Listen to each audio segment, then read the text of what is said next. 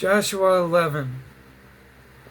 When Jabin, king of Hazor, heard of this, he sent word to Jabab, king of Madon, to the kings of Shimron and Ashraf, and to the northern kings who were in the mountains, in Arabah, south of Kinnereth, in the western foothills, and in Naphtha Dor the west, to the Canaanites in the east and west, to the Amorites, Hittites, Perizzites, and Jebusites in the hill countries, and to the Hivites below Hermon in the region of Mizpah. They had come out with all their troops and a large number of horses and chariots, a huge army as numerous as the sand on the seashore. All these kings joined forces and made camp together at the water of Merom to fight against Israel. The Lord said to Joshua, "Do not be afraid of them, because by this time tomorrow I will have handed all of them over to Israel slain. You are to hamstring their horses and burn their chariots."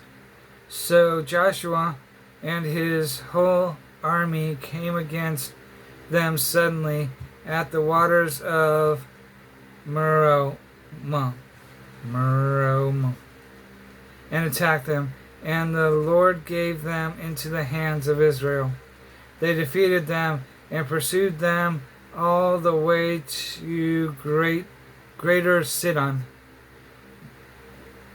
to Misrephoth Maim, and to the valley of Mizpah on the east, until no survivors were left. Joshua did to them as the Lord had directed. He hamstrung their horses and burned their chariots. At that time, Joshua turned back and captured Hazor and put its king to the sword. Hazor had been the head of all these kingdoms. Everyone in it they put to the sword. They totally destroyed them, not sparing anything that breathed, and he burned up Hazor itself. Joshua took all these royal cities and their kings and put them to the sword. He totally destroyed them, as Moses, the servant of the Lord, had commanded. Yet Israel did not burn any of the cities on their mounds, except Hazor, which Joshua burned. The Israelites carried off for themselves all the plunder and livestock of the city, but all the people they put to the sword until they completely destroyed them, not sparing anyone that breathed, as the Lord commanded his servant Moses. So Moses commanded Joshua, and Joshua did it. He left nothing undone of all that the Lord commanded Moses.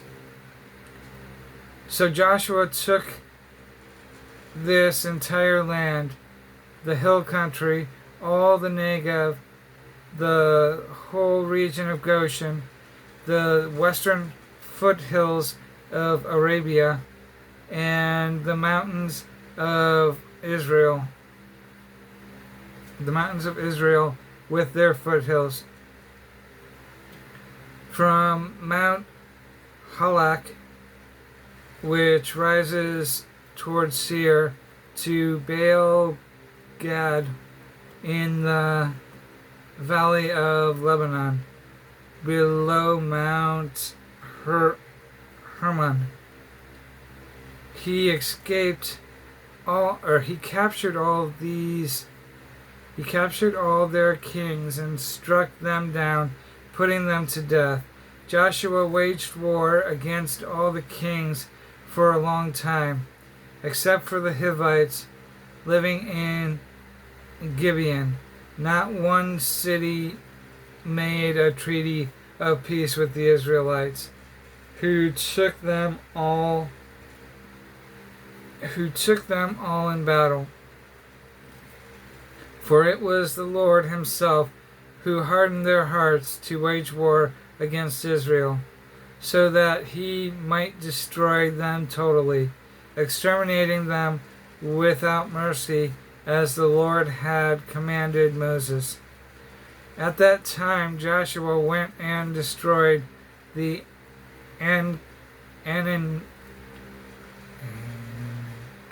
Anakites from the hill country, from Hebron,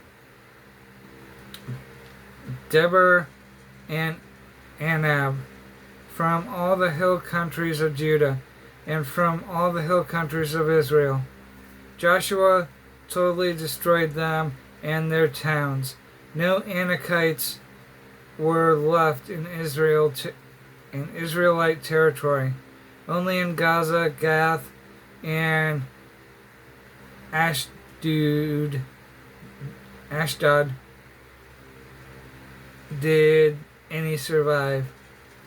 So Joshua took the entire land, just as the Lord had directed Moses, and he gave it as an inheritance to Israel according to their tribal divisions.